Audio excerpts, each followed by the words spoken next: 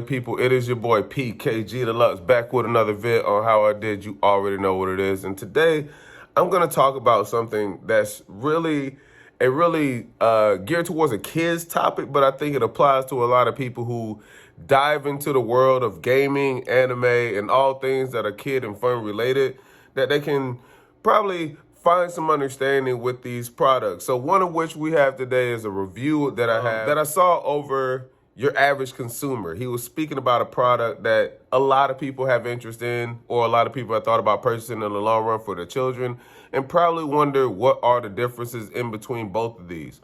So one of which being the Nintendo Switch regular edition that you had prior to it coming out, I believe 2016, and now they have the OLED edition. So you may have questions or may wonder about what are the extreme differences between these two. And for starters, the main difference is going to be the OLED screen. So I say or talk about this product today because I used to work at the store where I used to have to sell this thing. And the biggest talking points about what these used to have is, hey, it has a better graphics screen so that you can see things better. But let's see if this Switch has a lot more than the old Switch had. So I currently have the old Switch here.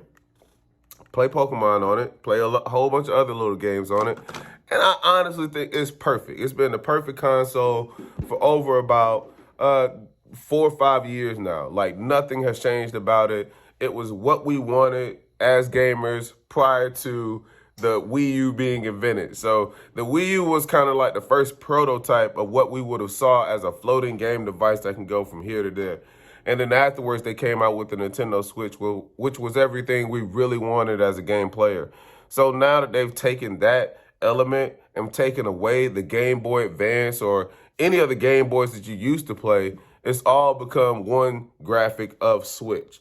And with that Switch now, you have obviously two different forms of use from, or three that we should say. The Switch Lite, you have the regular Switch that is the bigger edition of the first Switch, and then you have now the OLED Switch. But today we're just going to see what are the differences or what accessories or what really are the perks in getting an OLED Switch versus a regular Switch versus a Switch Lite. So let's just dive into it, shall we? Let's get it.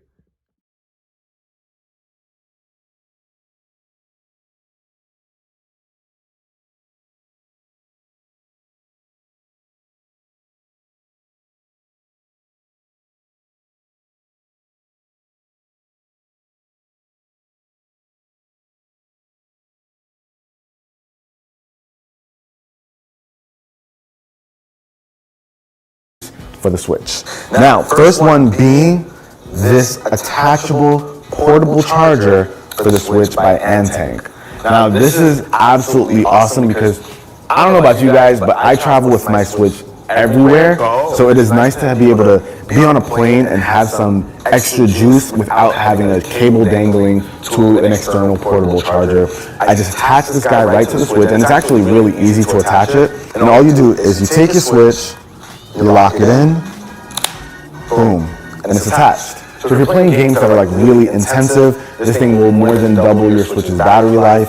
It has 6,500 milliamp hours of battery. The Switch has like 4,300. So you got a lot more juice here. And it's nice because you also have these little latches over here. So you can change the position of how you have this when it's on something like a table. You can always move it the way you want. And this is really cool because let's say you're tired of playing with the extra weight, you don't want to hold it like this anymore. You can always throw this down, detach your Joy-Cons, and then you're playing like this. So for me, this thing, big, huge problem. So because the Switch is so big, it's not like your standard game console device. So you usually have smaller things in your hand like your phone so they don't weigh as much. But over time, the weight of the game really extends on you holding it up. So you get tired of doing that. The Switch Lite is a little bit smaller, so you don't have to worry about holding it as harshly with your arms instead of your fingers. That's the main difference between that. But the regular Switch, yes, it is a lot heavier. And I would assume adding the battery pack to this one would have been an extreme jump. So the weight difference would have been like, oh my goodness, like I really want to play my game, but I mean, how bad do I really want to play my game? My arms are hurting. So good thing they gave you the detachable Joy-Cons that you have here so that you can continue to play and also let that charge. But that is a dope accessory to add to your Joy. Oh my goodness, I really like that one. I'm not gonna lie to you. So, I mean, if that's one of the perks that you can use on having the OLED versus the regular Switch, that would be a cool one. But it looks like it can host both of them. So here we are again. Like, do you think, continuing on, is the OLED Switch more valuable than the old Switch? I mean, this looks like, as it seems, it supports both. So let's continue on. So for me, this thing is an absolute must, especially if you have a lot of long commutes. And this really isn't that expensive. I believe it's around $37. Actually, bad. none of the accessories that we're talking about are expensive, so you don't have to worry about your wallet getting killed. These are some pretty awesome things that you can get for a nice price. But there's some other cool. Not gonna lie, I had to buy an additional milliamp pack that was probably about, I think I still have it, but it was around the same milliamps that this console thing is there for, that they have added to the backpack. Only difference is mine was more of a portable charger style. So you could use a USB and stick your game into it, but it can also charge your phone. It wasn't just Switch specific. It could be used for anything. So it was like they sold you something that you could have definitely went down the aisle somewhere on Best Buy, looked into the charger aisle and said, oh, I could use that one because it has more power. But you could get this one because it says Nintendo. So it's just your option on it. The same way they do with the SD cards. They have SD cards that list at 256 and they say Nintendo on it with either a mushroom, a Mario, or a star. Something's going to be up there. Or you could just go to the digital imaging aisle and check in the camera section and get a much less expensive SD card that's going to do and perform the same thing that the regular SD card that they sold you with the sticker to it is going to do. So that's all right, cool. So overall take on this. I personally think that besides the Switch game being at the end, the accessories that go towards the OLED and the regular Switch, they are all the same. They work for both consoles. You can use the charging ports for whichever ones you want to. You can break away the controllers for each one. They both have the larger style. The only difference is really the OLED screen, which makes the gameplay a lot more defined when you're playing it. So that's really a perk.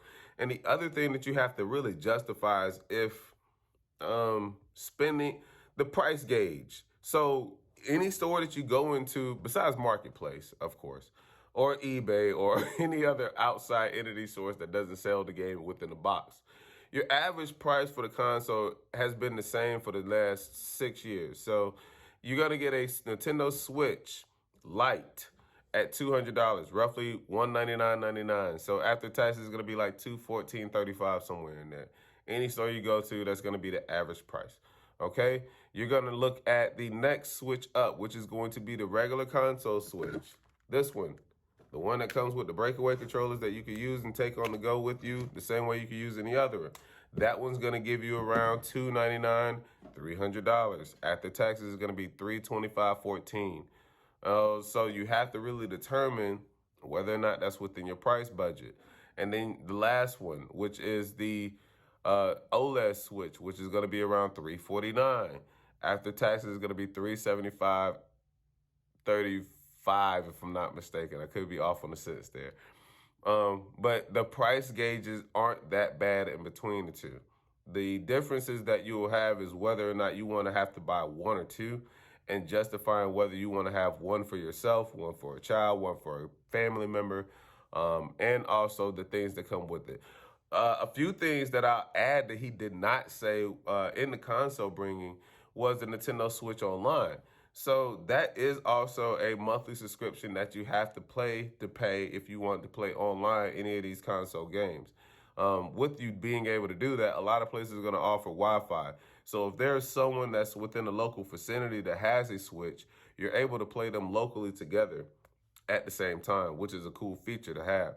But if you wanted to play other people and play different places, which is one of the things he didn't mention up here, you would have to have the Nintendo Switch ID online. And that comes with two separate accounts, one of which allows you to use single for yourself, I'm not sure in regards to the price on that one. I think it's 29, and then you also have a family account, which I think is 59. The family account has two different perks to it because they add things so that it gets a little bit better each time. So now that they added the Nintendo NES online, SNES online, 64 online, and they haven't added the GameCube, but they've added all of the previous title games of consoles that were back in the day. So anything prior to 96, I want to say, up, besides the GameCube, which is still the greatest console that they released, has not been added up there. But all of these titles that you are looking for are additional things that you would have to have if you wanted to play online, which goes into the accessory bundles. Now, going back to the critical question at hand being asked here, is there or is it worth buying the OLED versus the regular Switch versus the Switch Lite? Well, that's really contingent on you. So before that, they had a OLED anything, the price gauge between the two wasn't that significant. So if you can spare to spend, an extra, I don't know, $75 from the previous console from what it would have been sold as. So if you could spare that, then you should get yourself an OLED. I don't see anything wrong with it. The console works perfectly. Still, you have a bigger screen. The big difference that they took out, which you probably can or can't see, was there's a black bordering on the bottom of my screen that's no longer on the OLED screen. So it gives them more screen to play on. Not saying it's a downer. As you can see, there's a border. The bordering on the screen is what they took away. So is that a downer for a console? Absolutely not. But does it depreciate the gameplay if you were to get a OLED screen versus a regular screen? No, it does not. So any of those game consoles is truthfully up to you on whether you wanted to pick up the Switch, pick up the Switch Lite, or pick up the OLED Switch. Any of the titles work. But ultimately, it's up to the accessories. So one thing that you can't use the Switch Lite on is to play Smash unless you're doing that with the Switch console itself. So you're not able to play everyone else on a Switch Lite as you would do with the regular Switch and the OLED. So that's one of the main differences. So if you get a Switch Lite, understand that that console itself is geared for the new Game Boy. So that is your new Game Boy. You can't break that away and have other people play it with you. That does not work that way. So any game titles that you play up there are going to be on that console for that person, at that person. That's why it's $200. So you're looking at paying overpriced, if it is priced right, which I think they're priced fair, overpriced gaming console that would have been a Game Boy, a console that is regularly priced every year at around the same price, around $300, and an upgraded featured on one of the consoles, which is an OLED paneling screen. The same thing you guys use on your phones every day. Do you want an OLED screen for your game? And to go in to think about this now, it's just another talking point because I'm rolling here. These things are portable. So as we're talking about portability, the reason that they're bringing in the cases is because the idea of breakage can happen. Something can always happen to where you bump, you lose, you drop, you spill water on, you kick. Anything can happen to your console and damage can be occurring. So that's why they bring in the casing, because if you're holding these things in your hand, you're more than likely going to drop something. And a lot of times when you're on travel and go places, you want to make sure you have all your accessories in one area. Now, it doesn't change whether or not the OLED is any different than the newer or older device. It's just the screening size. The screening size got entirely bigger than what it used to be. But it does work in the same fashion. These accessories will work towards all of them. I think they're really dope to have, honestly and truly. If you wanted to have or get or engage with any of the products, truthfully, I think they're on you. The price gauge isn't going to change. You're not going to see them go on sale for Black Friday. You're not going to see them be cheaper any other time throughout the year. It's going to be the price of the price.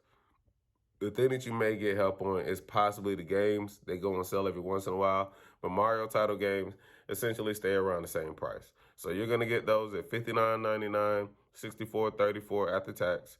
And those games that you're gonna have, you can find a little bit cheaper. Sometimes they're like $49.99, $39.99, but it's typically on sale, or someone's trying to do a price match comparison to get the better price for the sale.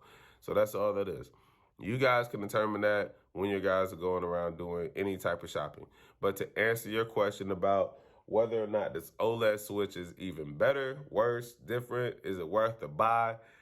Truthfully, and I'll leave it all on to you. That's why I gave out the prices. It's truthfully on to you guys. $375 for the OLED. After taxes, $350 would have been the asking price, of $349.99 would have been the sale tag price.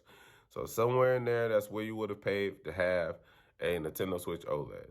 $350 would have been your Nintendo Switch. $325 would have been your Nintendo Switch.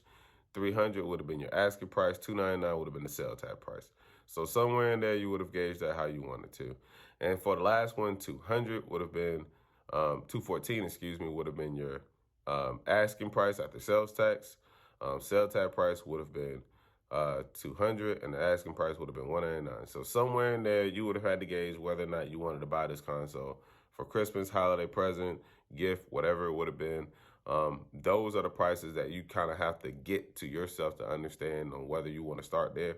And do understand that some of the accessories that you use with one product can't be used towards the other, which is the Switch Lite. So if you do go towards that, just understand that the Switch Lite is geared towards one person to use at all times. It never changes at no point. And that breaks away from you getting and using a lot of the resources that were before it. But it's not saying that it does not gauge to where a child or someone can use it. So those are the points I wanted to make sure I bring up. A lot of these things are really, really dope.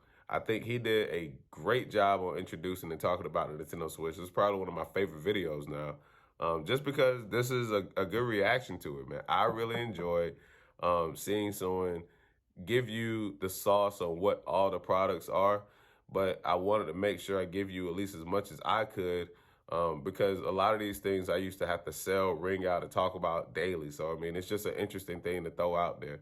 But understand what the purchase and buy is. So if this is for you, if this is for a family member, make sure that you're getting all the accessories that you need to have so that it's a one-stop shop, because it's going to be a continuously buying type problem.